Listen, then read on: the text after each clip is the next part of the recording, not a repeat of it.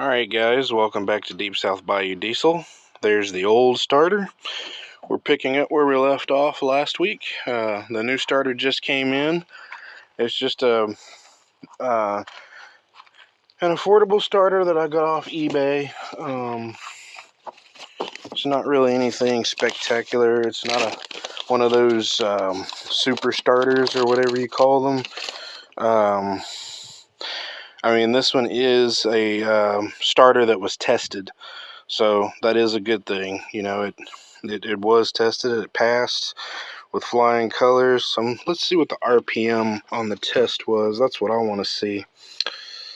It says 1500 RPM. Let's see here, 750 RPM. See, if I can get that 750 RPM, I know that truck will start.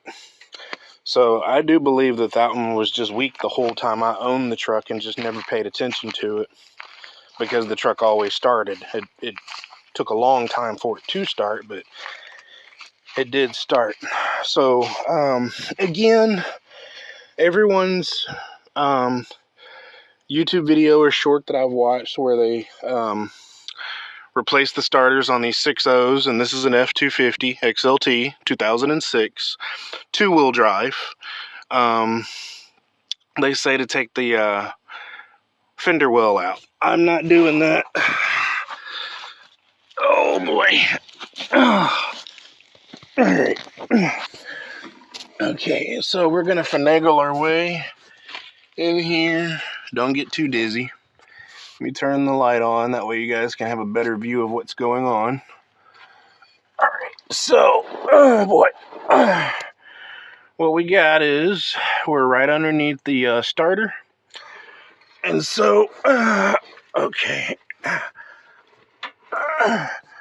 Right there is the end of my extension, and that extension is on the third bolt. So you've got one that goes the odd direction. That one's facing the rear of the vehicle. And then you've got this one here, and the one right above it that faces the front of the vehicle. So, I mean, there's that freeze plug I was telling you about last week. Now, I was a little off.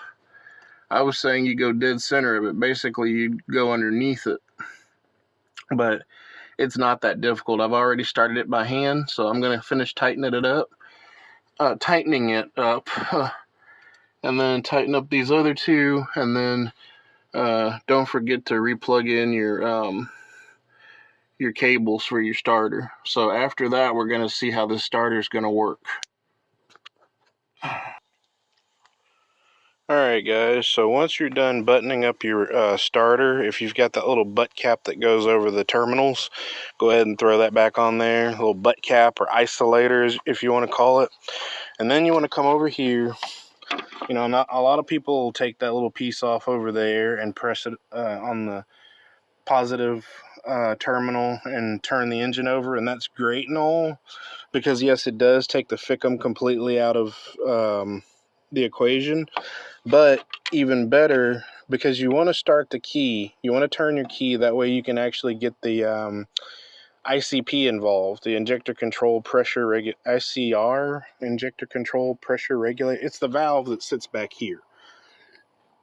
So let me explain.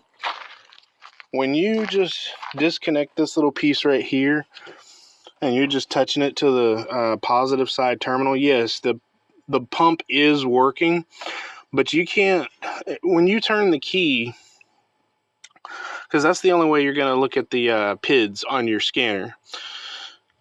You need to be able to read the live data, see what's going on, see what everything's doing in real time.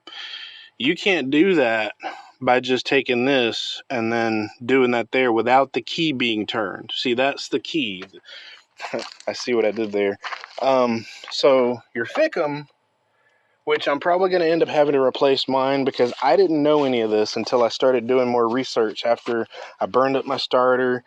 You know, I've had over a week to try and figure out, hey, what am I going to do? So I watched a couple of videos, and a couple of guys said to pull relay number 304. So as you can see, that's relay number 304. That's that one right there. That one's for your IDM, injector driver module, or your Fickum, fuel injector driver module. So, or fuel injector control module, but it's the same thing. Injector driver module, Fickum. They have different names, but they serve the same purpose. They drive the. It's a module that drives your injectors. So, now with that fuse taken off, and I put my fuse here.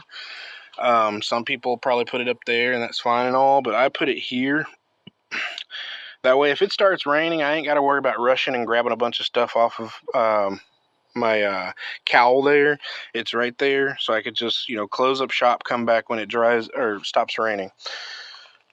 Anyway, so this way you can actually turn your key, hook up your scanner, and if you want to come out here and do it that way, that's absolutely fine. But on the inside, you can actually see where your data is, what's going on, are you building the correct amount of pressure?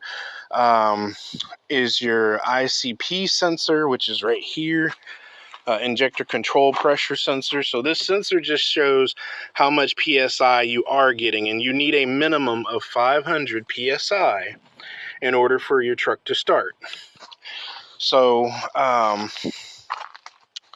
I just need to reconnect the batteries, and we'll go from there. I'll boot up my little scanner and see if it's going to build the pressure. Are these batteries going to be able to handle it? Probably not. If not, I'm not worried about it. I'm just glad I got the starter put back on, and we're just going to go from there, one step at a time. All right, guys, I apologize. I got ahead of myself here. I was super excited. I turned the key. I've got the new starter, and I pulled the batteries off of my 7.3.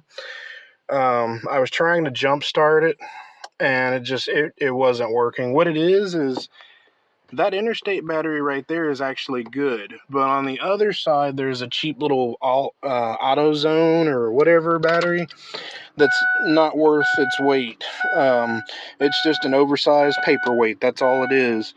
But I had 600 PSI. Actual, the desired was higher than that, but Fickum's all hooked up. The RPMs were up there. This thing should start. There we go. There we go. 6.0's back, baby. All right. Everything's looking good. Your RPMs are good. Fickum is okay. Like I said, I'm probably going to end up replacing it. Let's see here. Injector control pressure desired versus what it actually is. So that's looking really good. All right, so I got a half a tank of gas. I got a half a tank of diesel. This thing's also idling much smoother than it was when I started it up last time. But yeah, I think next week, next payday, I think I'm actually just going to go ahead and grab me 2 new batteries. These are Walmart batteries, but I've had these batteries for a long, long time.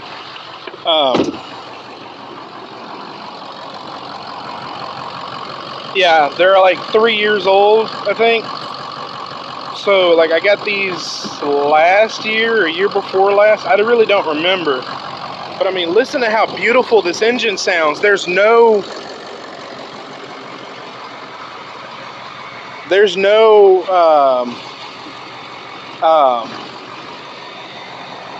misfire or anything. I'm super excited. I just need to let this thing down. Let me go ahead and get this off the jack. I'll be right back.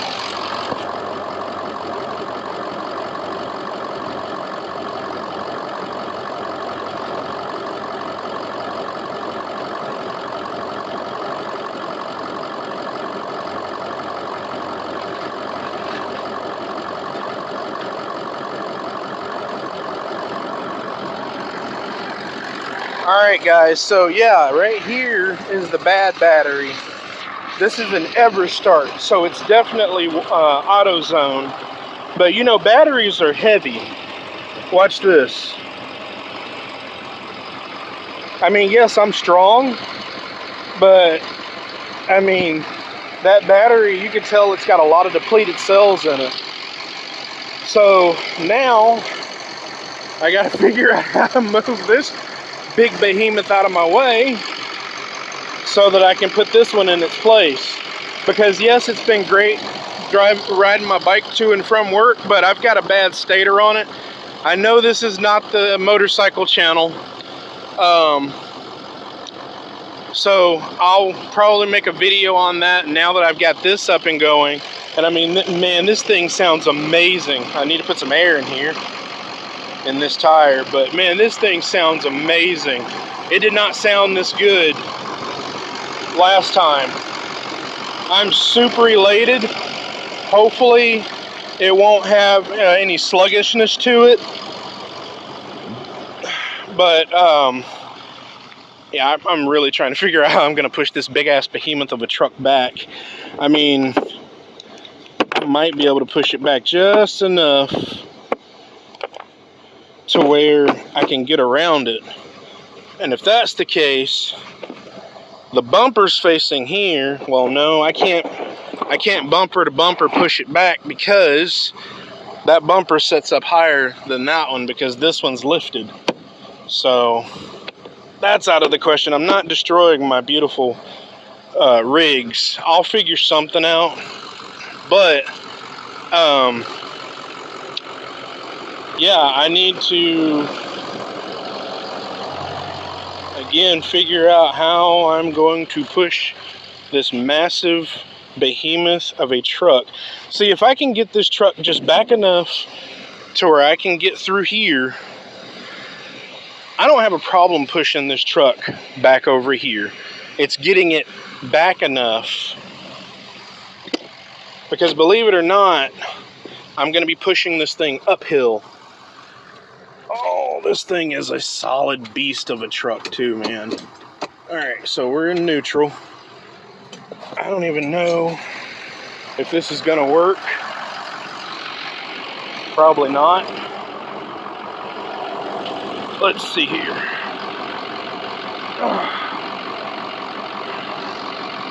It's trying. Hang on, I'll be right back. Alright. It's back. I can get through there. So, oh man. Darn it. This has been a heck of a journey, guys. I'll tell you that much. One heck of a journey. Oh. Well, let's see if this thing... Whew. I know it ain't warmed up yet, but... I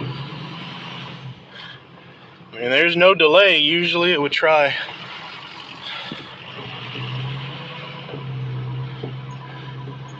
I mean, it's got a nice crisp acceleration to it, but I mean, I don't know.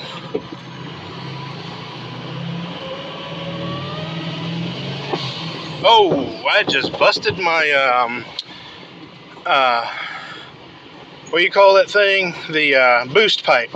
I just busted the boot. So I have got to turn back around. Hopefully I didn't destroy the whole boot. Like, hopefully the boot didn't split and maybe it just popped off. I can get that back on there. That's not a problem. I'm wondering if I loosened it up. Yeah, I think I loosened it up to get at everything else, and I just didn't tighten it back up. I forgot. I'm so excited I'm getting ahead of myself, and I know that's not a good thing, because that's when, you know, you can cause more problems than anything else.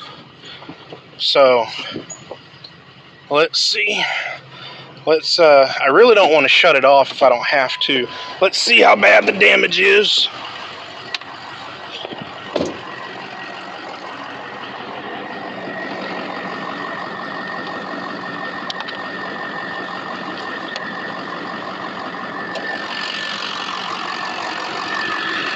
Yep, that's all it is. It's just this one. So I'm going to do this with 2 hands so I don't cut myself on that drive belt. I'll be right back, guys. Alright, we got it. That's now reconnected. I tightened it up there. So the only way that's coming off is if it blows itself off by destroying itself. Still idles good. Let's see here. What are we looking at? We are looking at 47.5 on the Ficum.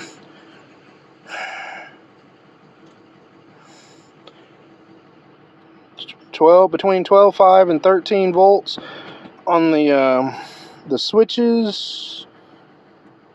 580 psi. Desired. It's going in between that. This thing is idling smooth, so let's see if we can not have any more issues. I gotta get some air. It is hot. Whew. But I don't want any AC going. I don't want any radio going. I just want to hear this thing. Oh, okay. All right. I'm a little twitchy on the accelerator, huh? Yeah, I've got to do some work on my 7.3. I believe it's my throttle position sensor, so there's 2 sensors. Oh my God. That was only a quarter throttle, and before I had to put my foot in it to make it move like this. Wow. So yeah, all it was just a bad injector. That's insane how one injector can cause so much problems. Let's go. Holy smokes.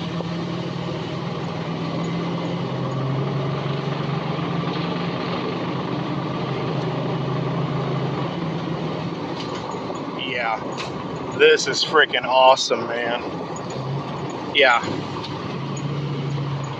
Alright, well, it ain't completely warmed up yet, so I don't need to be hammering on it so hard. So we'll just drive it normally, but like usually it would have to be at normal operating temperatures, which it is not yet, as you can see.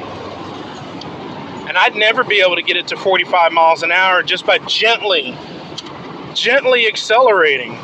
So that's all it was just the bad injector.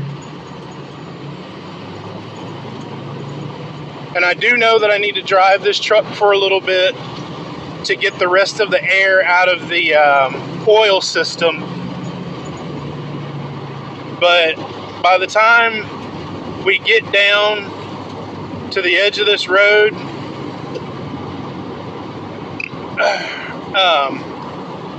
it should be at fully operating, which it looks like it just about is now. But when I come back, I would like to get on it and see what it's capable of. But as of right now, this thing, it's a whole different truck. You know, there's no bogging down, there's no hesitation, there's no, you know, this thing is slow. I mean, there's none of that. That injector is what fixed the problem, and I'm super excited about that. So,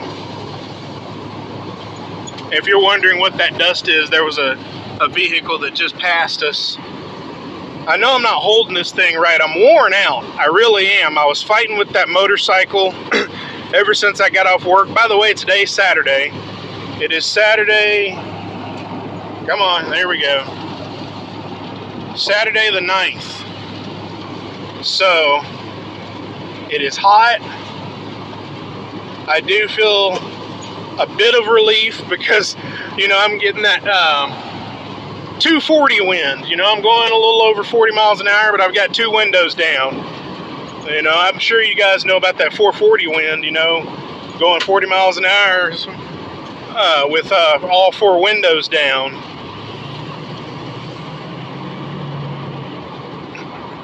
But yeah, I mean, this thing is doing what it's supposed to do, and I'm very happy about that. So once we get down here and turn around, we're not going to get too crazy. I didn't put air in the front driver's side tires, so I'm not trying to rip this tire off of its rim, which I have done that in the past, getting too wild on a car that didn't have enough air in the tires. You know, you think just because this bead is sealed on the rim, it ain't going anywhere. That's not entirely true, because it doesn't take much force to take the bead, to break the bead off of a tire. I mean, you can do that. If you're strong enough, you can break the bead yourself if you've got the right tools. You can use hand tools, is what I'm trying to say. Well, you know, slinging a vehicle in a curve really hard, that generates way more force than what a human could put on a tire. So, yeah.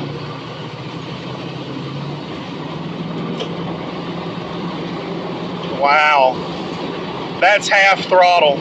I used to have to put my foot all the way to the floor to get this truck to move like that. That is insane. But it sounds absolutely beautiful. I am going to let the rear windows down on the way back. Maybe I can get a true Chewbacca roar out of this truck. We're almost to the edge of the road. Alright, here we go. Now let's stop and let it idle. See what it sounds like. It's still smooth. It didn't have to catch itself. That is awesome. Yeah, I'm driving this truck to work Monday. I love my bike, don't get me wrong, but my supervisor's been poking fun of how my bike sounds. So we're going to rub in his face that I fixed it without his help. But let's get a little Chewbacca sound, one for a short.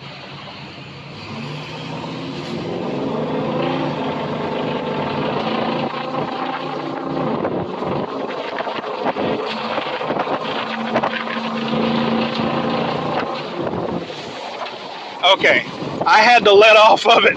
This thing's got gobs and gobs of nothing but power. There's nothing else wrong with this truck. I just need to reset the check engine light when I get home. But I'm done with the mechanics of this truck, guys. I mean, unfortunately, when I talked to my mom, yes, I did tell her I'd have this fixed in 2 months. And I've had this truck for about 3.5 months now.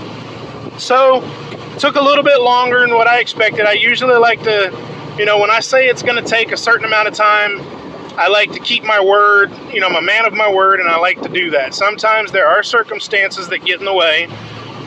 I'd like to call what I've dealt with mitigating circumstances. Okay, calm down, truck. Man, this is awesome. I'm just cruising. I mean, I had to freaking put my foot in it just to cruise this truck. That's insane. And now I've just got my foot barely on the accelerator, and it's maintaining 37 miles an hour. That's awesome. Well, I know one thing, I'll tell you what. Once I get past this house right here, And this it's not really an intersection, it's more like a cross section. Driveway to other road, but once we pass here, I'm gonna put my hammer down and let's go.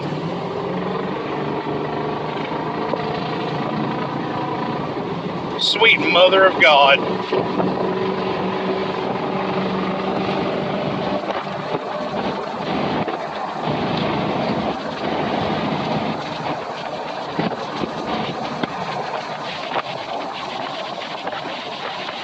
Oh yeah.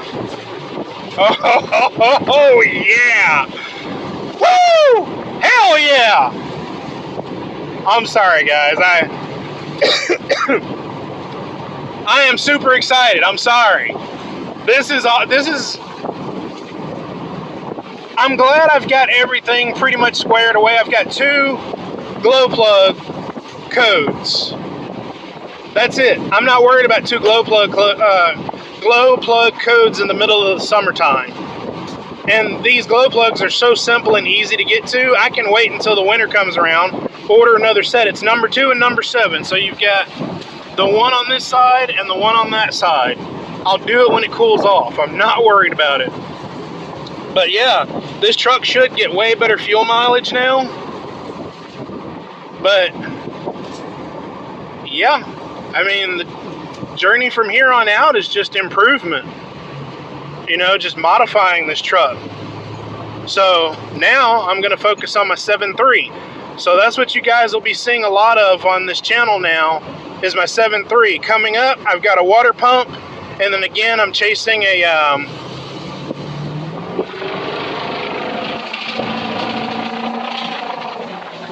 an acceleration issue. Yes, sirree, Bob.